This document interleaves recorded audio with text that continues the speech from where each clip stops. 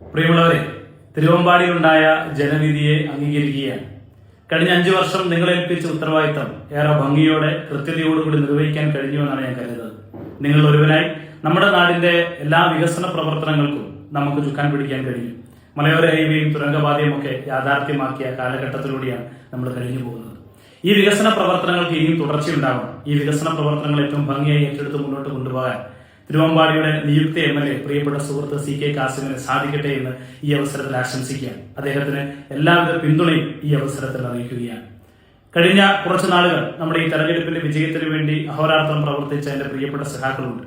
ഇടതുപക്ഷത്തിന്റെ വോട്ടുകൾ ഇടതുപക്ഷത്തേക്ക് എത്തിക്കുന്നതിന് പോസ്റ്റർ ഒട്ടിച്ചും വീടുകൾ കയറിയും ഈ തെരഞ്ഞെടുപ്പ് വിജയത്തിന് വേണ്ടി പ്രവർത്തിച്ച എന്റെ പ്രിയപ്പെട്ട സഹാക്കളോടും നന്ദി അറിയിക്കുകയാണ്. എന്റെ സഹപ്രവർത്തകരോടും ഇടതുപക്ഷത്തിന് വോട്ട് നൽകിയ ഈ നാട്ടിലെ നല്ലവരായ പ്രിയപ്പെട്ട ജനങ്ങളോടും എന്നെ ഹൃദയത്തിൽ ചേർത്ത് നിർത്തിയ ഈ തിരുവമ്പാടിയിലെ മുഴുവൻ ജനങ്ങളോടുമുള്ള ഏറ്റവും ഹൃദയം നിറഞ്ഞ നന്ദി ഈ അവസരത്തിൽ അറിയിക്കുകയാണ്.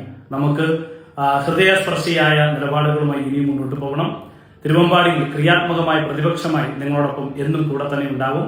നിങ്ങളുടെയൊക്കെ ഹൃദയത്തിൽ ചെറുതല്ലാത്ത ഒരു ഇടം നൽകിയതിന് തിരുവമ്പാടിയിലെ ജനതയോട് അകമഴിഞ്ഞ നന്ദിയും കടപ്പാടും ഈ അവസരത്തിൽ അറിയിക്കുകയാണ്.